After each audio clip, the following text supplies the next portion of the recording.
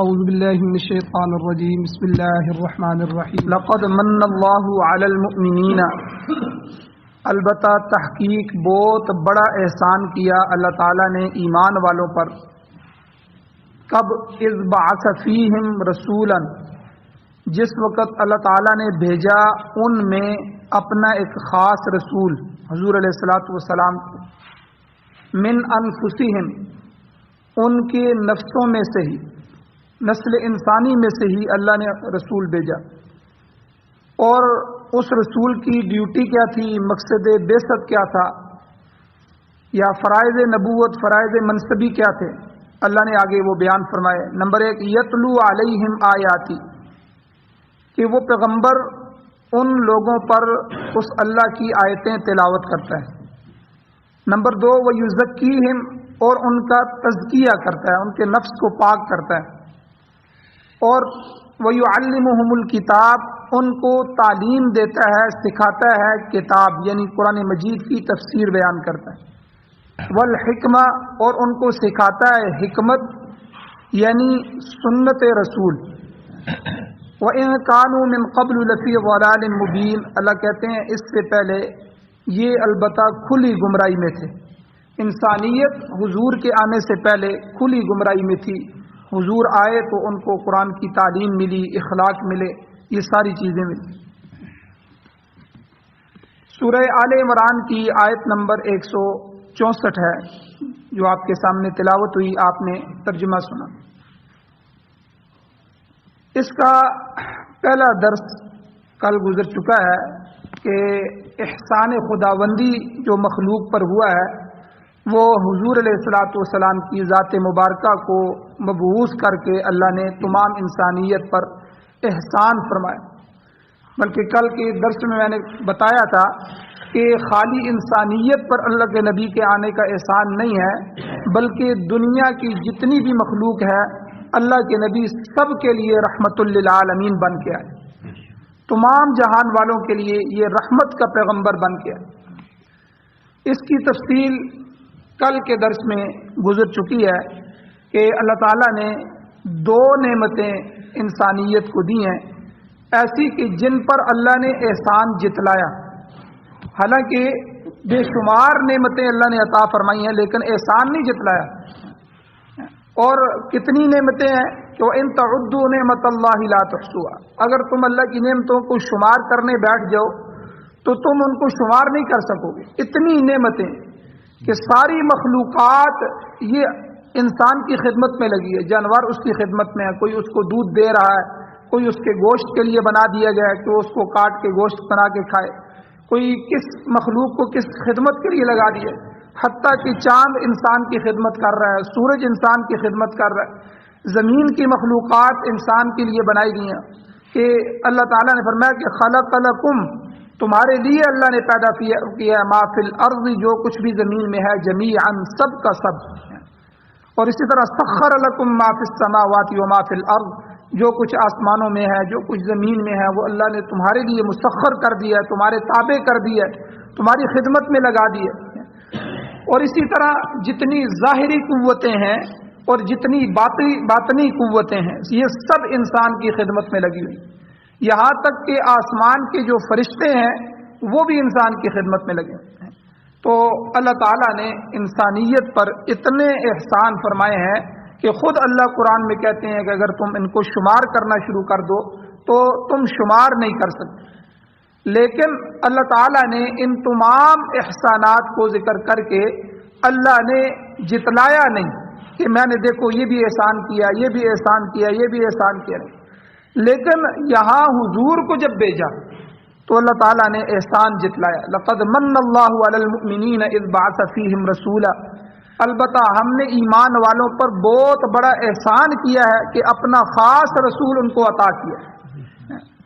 اب کتنے نبیوں کی دعائیں ہیں، اے اللہ ہمیں حضور کی امت میں پیدا کر دے، ہمیں اس مبارک امت میں پیدا کر دے جس امت کے بڑے فضائل پہلی امتوں میں بیان ہوتے رہے، اور اس نبی کے ساتھ ہمارا تعلق جوڑ دے جس نبی کے پہلی امتوں میں نبی آخر الزمان آنے والے ہیں، ایک آخری نبی آنے والے ہیں، یہ ساری قوموں میں اس کا چرچا رہا ہے اسی لیے یہودی اور عیسائیت یہ بڑی قومیں ہیں دنیا کی اور آسمانی مذہب رہے ہیں، تو یہ اس انتظار میں تھے کہ وہ نبی آخر الزمان آئے گا تو ہم ان پر ایمان لائیں۔ تو یہ حضور کی وہ عالی شان ہے، حضور کے عالی اخلاق ہیں اور عظیم ترین نعمت ہے کہ جو اللہ تعالیٰ نے ہمیں عطا فرمائی۔ اب اگلی بات، اس کی تفصیل کل کے درس میں گزر چکی ہے، مزید تفصیل نہیں کرنا چاہتا۔ اگلا ایک جملہ کہ اللہ نے کیا فرمایا، اذ بعث فیہم رسولا، کہ جب اس اللہ نے ان میں بھیجا رسولا، ایک خاص رسول، من انفسہم، ان کے نفسوں میں سے، انہی میں سے۔ یہ جو من انفسہم کا جو لفظ ہے، اللہ تعالیٰ نے اہل ایمان پر احسان فرما کر ان میں ایک عظیم الشان رسول مبعوث کیا، من انفسہم، انہی میں سے، یعنی انسانوں میں سے۔ یہاں ایک بات یاد رکھیں، ہمارے بعض لوگ کہتے ہیں کہ حضور انسانوں میں سے نہیں تھے، نور کی طرف نسبت کرتے ہوئے میں اس کی تھوڑی سی تفصیل اور دلائل بیان کرنا چاہتا ہوں۔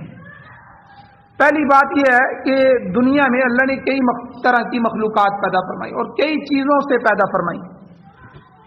کچھ مخلوقات نوری ہیں جو نور سے اللہ نے بنائے، جیسے فرشتے۔ کچھ ناری ہیں، نار آگ کو کہتے ہیں، کہ اللہ تعالیٰ نے جیسے جنات ہیں، یہ پورا ایک جہان ہے، انسانوں سے زیادہ ہے، اس دنیا میں موجود ہے، آسمانوں پہ ہر جگہ، تو یہ مخلوق اللہ نے آگ سے پیدا فرمائی ہے۔ اسی طرح ایک مخلوق خاکی ہے، خاک سے، مٹی سے، من طین، وہ انسانیت ہے کہ اللہ تعالیٰ نے انسان کو سب سے پہلے ابو البشر، جو انسانوں کے باپ ہیں، حضرت آدم علیہ السلام، سب سے پہلے اللہ نے ان کو بنایا اور فرشتوں سے سجدہ کروایا اور بتا دیا کہ یہ انسان ہے جو میرا خلیفہ بنے گا، میرا نائب بنے گا، اس کو میں اپنا نائب اور خلیفہ بنانے والا ہوں۔ اور یہ خاکی مخلوق ہے۔ تو نوری، ناری اور خاکی، یہ تینوں بڑی مخلوقات۔ تو اب حضور کو کس میں سے بنایا گیا؟ کیا حضور کو نوری بنایا گیا، ناری بنایا گیا، خاکی بنایا گیا؟ اللہ نے فرمایا من انفسہم، ہم نے حضور کو ملائکہ میں سے نہیں بنایا، جنات میں سے نہیں بنایا، بلکہ اہل ایمان کی جن سے انسانی میں سے اٹھایا۔ من انفسہم کا پورا جملہ اللہ نے ذکر فرما دیا۔ آپ دیکھیں صحیح حدیث میں آتا ہے کہ حضور علیہ الصلوۃ والسلام نے ارشاد فرمایا کہ دیکھو اللہ نے مجھے عرب و عجم میں سے عربوں میں پیدا فرمایا۔ عرب اللہ کے ہاں بڑی محبوب ہے، عربی جو زبان ہے اللہ کو سب سے محبوب۔ یاد رکھیں اس وقت دنیا میں کم و بیش 5000 زبانیں استعمال کی جا رہی ہیں، دنیا میں 5000 زبانیں۔ پہلے ہمارے پاکستان میں دیکھ لیں، سرائکی ہے، پنجابی ہے، پشتو ہے، سندھی ہے، بلوچی ہے، پھر ان میں بے شمار زبانیں آگے شاخیں ہیں۔ تو اسی طرح دنیا میں ہر صوبے کی، ہر علاقے کی، ہر قوم کی، ہر برادری کی جو ہے زبانیں مختلف ہوتی جاتی ہیں۔ تو اس لیے کم و بیش 5000 زبانیں دنیا میں ایک دوسرے سے مخاطب ہونے کے لیے استعمال کی جاتی ہیں۔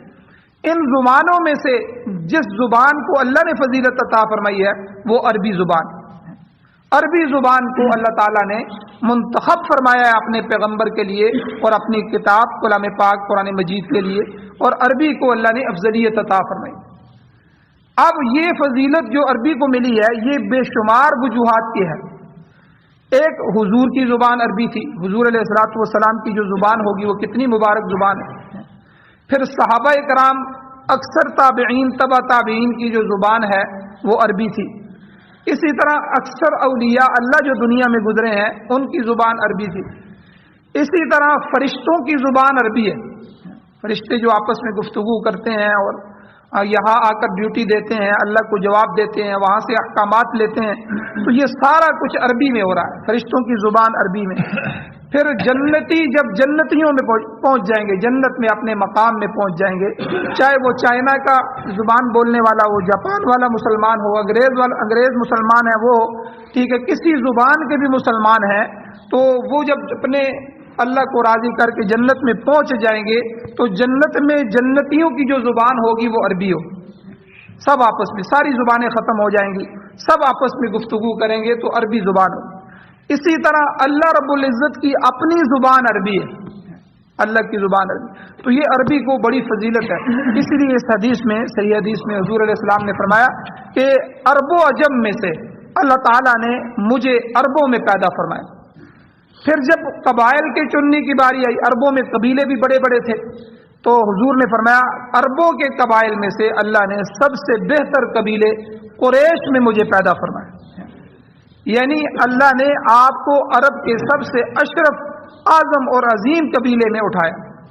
اب اس حدیث سے میں یہ دلیل دینا چاہتا ہوں، گویا کہ اس لفظ سے یہ بات واضح ہو گئی کہ حضور خاتم النبیین صلی اللہ علیہ وسلم اور تمام انبیاء انسان ہیں اور بشر ہیں، بلکہ سید البشر، انسانوں میں سے سب انبیاء جو ہے وہ سید و سردار ہوتے ہیں۔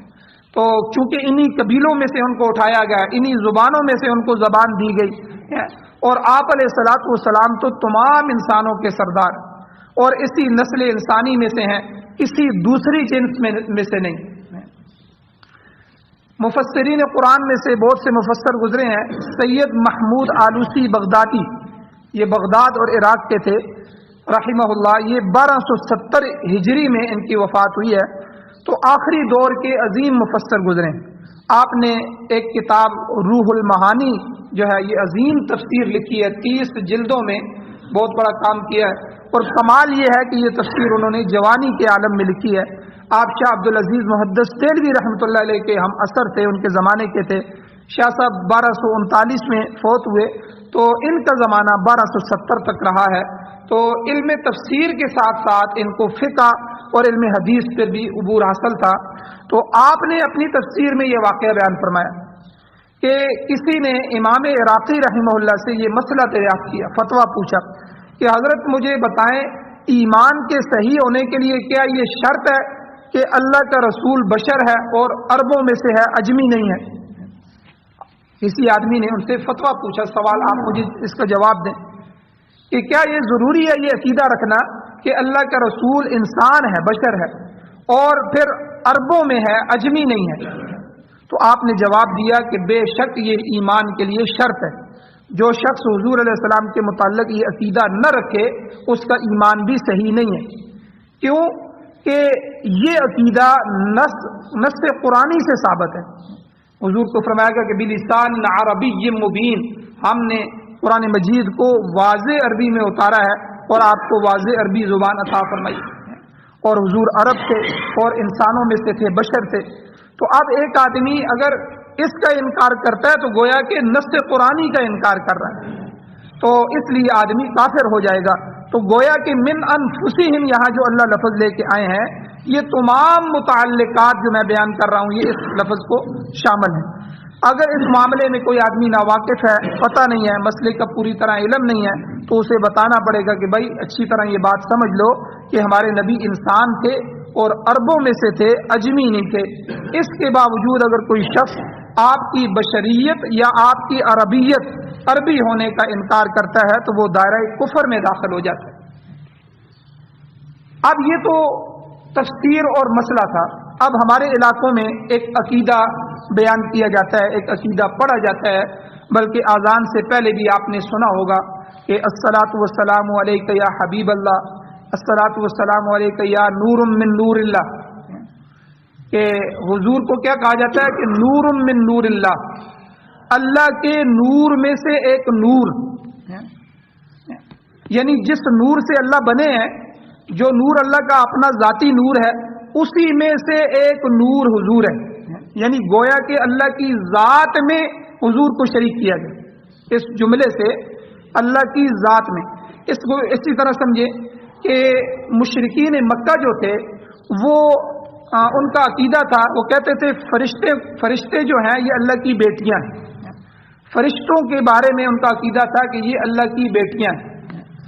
اور اسی طرح عیسائیوں کا عقیدہ تھا کہ عیسیٰ علیہ السلام خدا کے بیٹے ہیں، جب عیسیٰ پیدا ہو گئے ان کا یہ اللہ کا بیٹا ہے۔ اور یاد رکھیں بیٹا اپنے باپ کا جز ہوتا ہے، اپنے باپ کا حصہ ہوتا ہے۔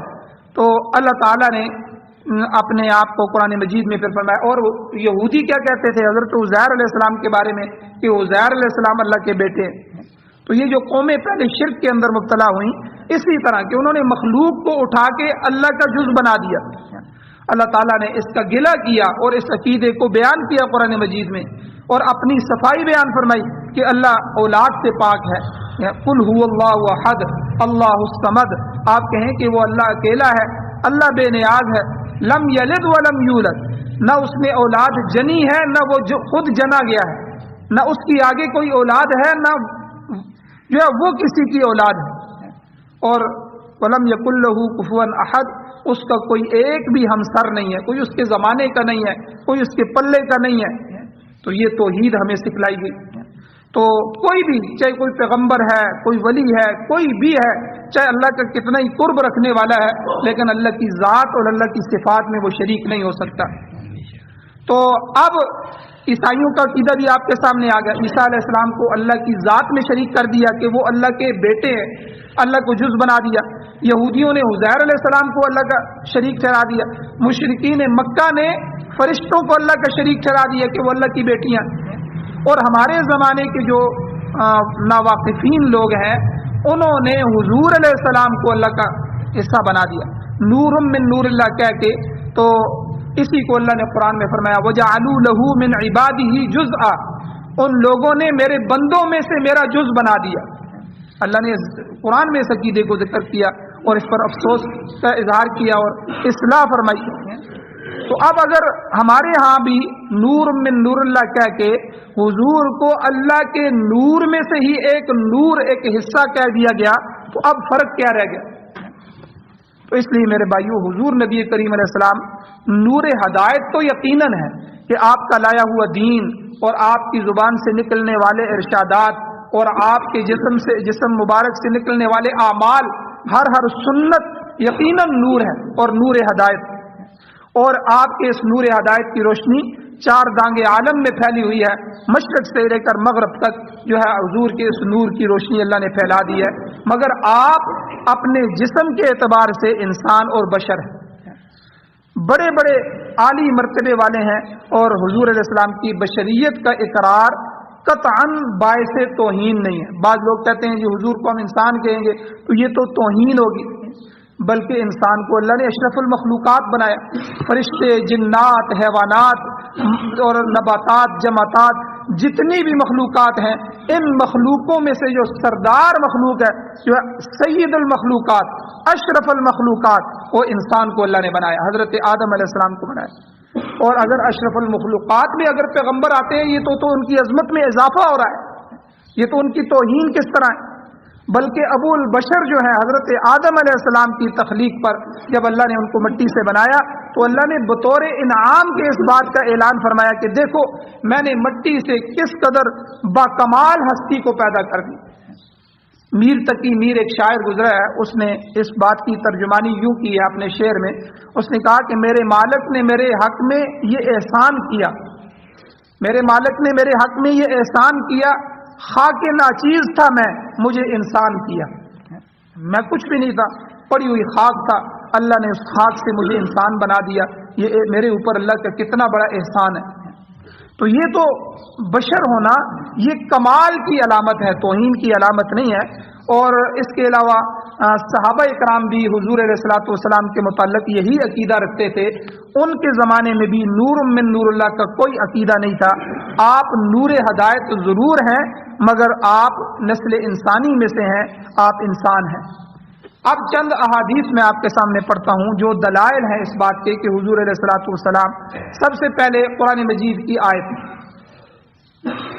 حضور علیہ الصلوۃ والسلام کو کہا گیا 24ویں پارے کے آخر میں، آخری چند رکوع ہیں ان میں اللہ تعالیٰ نے فرمایا کہ قل، اے میرے پیغمبر آپ اعلان فرمائیں، انما انا بشر مثلکم، میں تمہاری طرح ہی ایک انسان ہوں، یوحا الیہ، میرے اوپر وحی آئی جاتی ہے، میرے اوپر اللہ وحی بھیجتے ہیں، میں انسان ہوں تمہاری طرح ہوں۔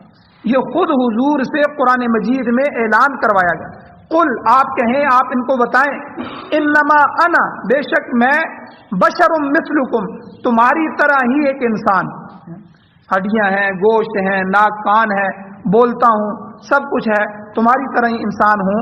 تو یہ قرآن مجید سے ایک دلیل ہے۔ اور اسی طرح دوسری دلیل حضرت عائشہ صدیقہ رضی اللہ تعالیٰ عنہ کی روایت ہے، اس میں بالکل وضاحت سے ہے، وہ فرماتی ہیں کان رسول اللہ صلی اللہ علیہ وسلم بشرا من البشر، حضور علیہ السلام انسانوں میں سے ایک انسان تھے۔ اور اسی طرح ایک دلیل مسلم شریف کی روایت ہے کہ نبی علیہ الصلوۃ والسلام نے ایک موقع پر خود فرمایا کہ ہوا اس طرح کہ حضور علیہ الصلوۃ والسلام نے عصر کی نماز پڑھائی، نماز 2 رکعت پڑھائی، حضور نے سمجھا کہ میں نے 4 پڑھا دی ہیں، اب سلام پھیرا، سلام پھیرنے کے بعد حضور علیہ السلام اپنے حجرے میں جانے لگے۔ اب جب حجرے میں جانے لگے تو صحابہ میں پیچھے سے جو ہے آپس میں خسر فشر شروع ہو گئی۔ بعض صحابہ نے کہا کہ دیکھو ہو سکتا ہے نماز کم ہو گئی ہو یا حضور بھول گئے ہوں، کیونکہ شریعت کا زمانہ چل رہا تھا تو نماز کم بھی ہو سکتی ہے، 4 رکعت والی اللہ 2 رکعت والی کر دیں، 2 رکعت والی کو 4 والی کر دیں، 6 والی کر دیں، نماز بن بھی رہی تھی اور نماز کے احکامات بھی اتر رہے تھے، تو ہو سکتا ہے انہوں نے کہا کہ شاید کہ نماز کم ہو گئی ہے۔ دوسرے صحابہ نے کہا نہیں حضور سے بھول ہو گئی ہے۔ اب ایک صحابی تھے، انہوں نے حضور علیہ الصلوۃ والسلام کے پاس گئے اور فرمایا حضور کیا نماز کم ہو گئی ہے یا آپ بھول گئے ہیں؟ انہوں نے کہا بھائی کیا بات ہوئی ہے؟ کہ حضور آپ نے 2 رکعت نماز پڑھائی ہے۔ تو حضور علیہ السلام نے اس موقع پر یہ جملہ ارشاد فرمایا، اس حدیث میں حضور نے فرمایا، خود فرمایا کہ میں بھی انسان ہوں، میں بھی کبھی کبھی بھول جاتا ہوں، اگر نماز میں بھول جاؤں تو مجھے یاد دلایا کرو۔ یہاں ذکرونی کے الفاظ حضور نے فرمایا مجھے یاد کروا دیا کرو۔ ظاہر ہے خطا اور نسیان یہ انسان سے ہی سرزد ہوتی ہے، انسان ہی بھول جاتا ہے۔ اس حدیث سے بھی پتہ چلا کہ خود حضور نے وضاحت سے بھی فرمایا کہ میں انسان ہوں، اور ساتھ فرمایا کہ ذکرونی مجھ سے بھول بھی ہو جاتی ہے، مجھے یاد بھی دلا دیا کرو، یاد بھی کرا دیا کرو۔ تو اس کے علاوہ ایک دلیل اور ہے کہ انسانی زندگی کے جتنے بھی لوازمات ہیں، مثلا کھانا پینا، قضائے حاجت کرنا، بیوی بچے، صحت بیماری، زندگی موت وغیرہ وغیرہ، یہ تمام انبیاء کے ساتھ یکساں ہیں۔ جو چیزیں انسان پر گزرتی ہیں وہ انبیاء کے ساتھ بھی گزر رہی ہیں، ان کو بھی بھوک لگتی ہے، ان کو بھی پیاس لگتی ہے، ان کا زخم ہوتا ہے، ٹھیک ہے، حضور کے دندان شہید ہوئے، چہرہ مبارک زخمی ہو، ان کا خون بھی نکلتا ہے، درد اور تکلیف بھی ہوتی ہے، ٹھیک ہے، بیوی بچے بھی حضور کے تھے، شادیاں بھی حضور نے فرمائی اور حضور کی آگے نسل بھی چلی، اور یہ ساری چیزیں اس بات پر دلیل ہیں کہ حضور علیہ الصلوۃ والسلام اسی انسانیت کی نسل میں تھے۔ اور یہ حضور کے لیے بھی جو ہے عظمت ہے کہ حضور اشرف المخلوقات میں پیدا فرمائے گئے ہیں، اور ہمارے لیے بھی عظمت ہے کہ حضور ہماری ہی نسل میں سے، ہماری انسانیت میں سے پیدا کیے گئے۔ اور اسی طرح جو دوسرے طبی امور ہیں، امور طبیعہ، رونا ہنسنا وغیرہ وغیرہ، یہ بھی انبیاء کے ساتھ لازم ہے۔ البتہ یہ ہے کہ انبیاء اور عام انسانوں میں فرق یہ ہے کہ انبیاء کا جو ایمان ہے، انبیاء کا جو اعتقاد اور عقیدہ ہے، انبیاء کے جو اخلاق ہیں، یہ غایت درجے کے ہوتے ہیں، اعلیٰ درجے کے ہوتے ہیں، وہ حد کمال تک پہنچے ہوتے ہیں۔ کوئی انسان جو ہے وہ کسی نبی کے ادنا سے ادنا عمل کو اور عقیدے کو اور اخلاص کو نہیں پہنچ سکتا۔ یہ ہمارا عقیدہ ضرور ہے، لیکن بہرحال وہ انسان ہے، وہ بشر ہے۔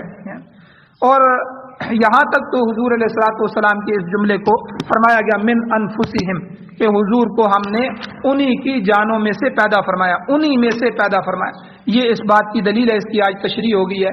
آگے حضور کو دنیا میں بھیجا کیوں گیا، حضور کے آنے کا مقصد کیا ہے، بعثت کا مقصد کیا ہے، فرائض منصبی کیا ہے، حضور کے اس منصب کو جس پر حضور کو بٹھایا گیا، نبوت دی گئی اور سید الانبیاء بنایا گیا، اس میں جو فرائض ہیں، اس منصب کے فرائض کیا ہے، فرائض منصبی کیا ہے، فرائض نبوت کیا ہیں، یہ 4 ہیں۔ انشاءاللہ اگلے درسوں میں ان کی تفصیل بیان کی جائے گی۔ اللہ تعالیٰ سے دعا ہے اللہ ہمیں عمل کی توفیق عطا فرمائے۔ آمین۔ الحمدللہ رب العالمین والعاقبۃ للمتقین والصلاۃ والسلام علی رسولہ النبی الامی الکریم۔ اللهم ربنا آتنا فی الدنیا حسنۃ وفی الآخرۃ حسنۃ وقنا عذاب النار۔ یا اللہ ہماری کمیوں کوتاہیوں کو معاف فرمائیے، درگزر فرمائیے، صغیرہ کبیرہ گناہوں کو معاف فرمائیے۔ یا اللہ قرآن اور سنت، حضور علیہ الصلوۃ والسلام کے جسم سے نکلنے والے اعمال، حضور کی سیرت، حضور کی صورت، حضور کی سنتیں، یا اللہ ان سب کو سننے سمجھنے عمل کرنے اشاعت کرنے، یا اللہ اس کی غلبے کے لیے ہمیں قبول فرمائیے۔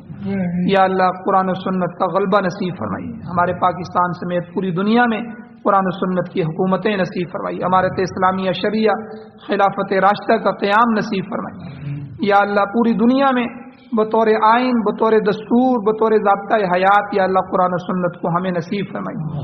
یا اللہ جو حضرات بیمار ہیں ان کو شفا عطا فرمائیے، جو حضرات ایمان کی حالت سے اس دنیا سے جا چکے ہیں، چاہے ہمارے عزیز و اقارب ہیں، اساتذہ، اٹھنے بیٹھنے والے دوست، والدین، یا اللہ ان سب کی بخشش فرمائیے، بلند درجات عطا فرمائیے۔